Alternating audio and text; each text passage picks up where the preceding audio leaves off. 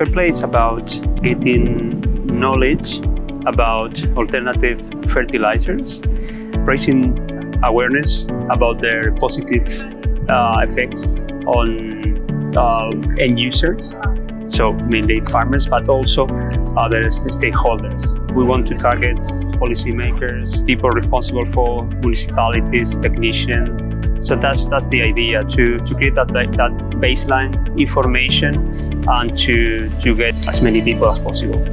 We will try to create a dialogue with different stakeholder groups that for us are really important, because we didn't want to make a project very theoretical where you make it and then you leave it in the drawer of your desk. We wanted to create a project that serves for something that has a real meaning, and for that purpose it's essential to have the voice of the main stakeholder groups that are end users, so the agriculture sector, that are producers of fertilizers, and that are the policy makers that in the end they're going to make the regulations.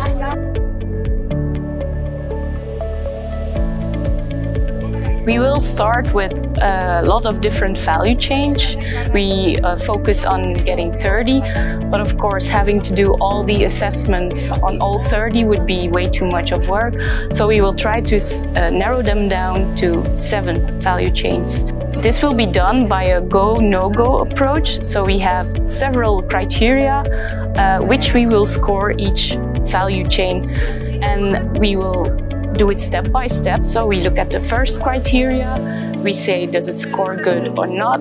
If it does, then we go to the next criteria step, and eventually the highest scoring value chains per raw material will be selected for the further work packages and the further work done in the project.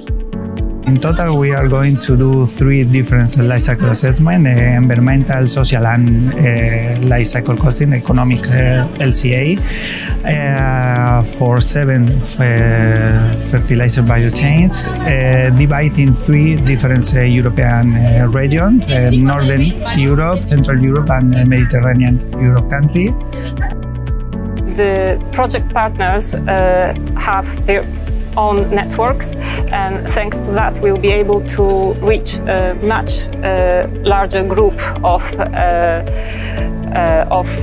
end users, as I said, producers, and thanks to that we'll multiply this outreach. We are hoping for the multiplier effect, so that the partners like Asaha, Naturland, they will reach out to their members and disseminate the results of the project through series of events such as seminars, workshops, and obviously then we count on the even further multiplication that it will just spread across Europe.